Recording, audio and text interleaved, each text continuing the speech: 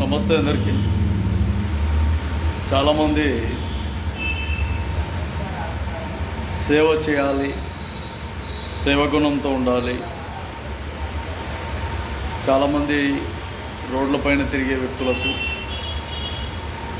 ఎవరు లేని వ్యక్తులకు, ఒంటరిగా ఉన్న వ్యక్తులకు, భిక్షాటన చేస్తున్న వ్యక్తులకు ప్రతిరోజు భోజనం అందిస్తున్నారు చాలామంది.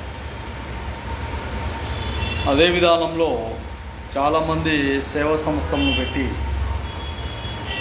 కొన్ని ట్రస్టులు పెట్టి, కొన్ని ఆశ్రమాలు ఏర్పాటు చేసి వాళ్ళకంతా చిన్నపిల్లలకు, వృద్ధులకు, ముసలివారికి, చాలా వరకు వికలాంగులకు, దివ్యాంగులకు, వీళ్ళందరికీ కూడా ఎంతోమంది సేవ చేస్తున్నారు. ఈ సేవ చేస్తున్న వ్యక్తులను రాష్ట్ర ప్రభుత్వం గమనించాలి.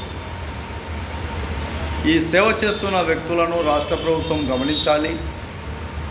రాష్ట్ర ప్రభుత్వము అప్పుడప్పుడు వీళ్ళ సేవలను గుర్తించి, మీరు పెద్ద పెద్ద అవార్డులు ఇవ్వకపోయినా బాధగా ఆర్థిక సహాయాన్ని అందించండి. ఎప్పుడైతే మీరు ఆర్థిక సహాయం అందించగలరో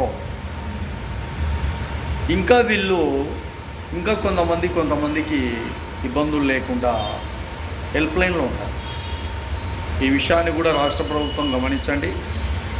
ఆంధ్రప్రదేశ్ రాష్ట్ర ప్రభుత్వం కానీ, తెలంగాణ రాష్ట్ర ప్రభుత్వం కానీ ఇలాంటి విషయాలు ఎక్కడ కూడా ఎవరు పట్టించుకోరు. అసలు సాయం చేస్తున్నారులే, అనాథాశ్రమాలు ఉన్నాయి, రకరకాల ఆశ్రమాలు ఉన్నాయి, నైట్ షెల్టర్ అని ఉన్నాయి ప్రభుత్వం నిర్వహించేటి. అదేవిధంగా కొన్ని రకరకాలుగా ఉన్నాయి. కానీ ప్రభుత్వమే అన్నీ చేయించాలంటే కష్టం. చేసే వాళ్ళను ఎంకరేజ్ చేస్తే అప్పుడు ప్రభుత్వానికి కూడా ఒక గుర్తింపు ఉంటుంది. అదే విధానంలో ఎవరైతే సేవా కార్యక్రమాలు చేస్తున్నారో వాళ్ళకు కూడా ఒక మంచి పేరు తెచ్చుకుంటారు. వాళ్ళ వల్ల చాలామంది, ఎంతోమంది అభాగ్యులు, అనాథలు, ఎంతోమంది రోడ్లపైన తిరిగే వాళ్ళు, ఒంటరి వాళ్ళు, రకరకాలుగా ఇబ్బందులు గురయ్యే వాళ్ళు, సమయానికి భోజనం లేకుండా ఇబ్బందులు గురయ్యే వాళ్ళందరూ కూడా ఈ అన్నదాత విధి విధానంలో భాగంగా చాలా వరకు కొంతవరకైనా ఆకలి తీర్చుకుంటారు.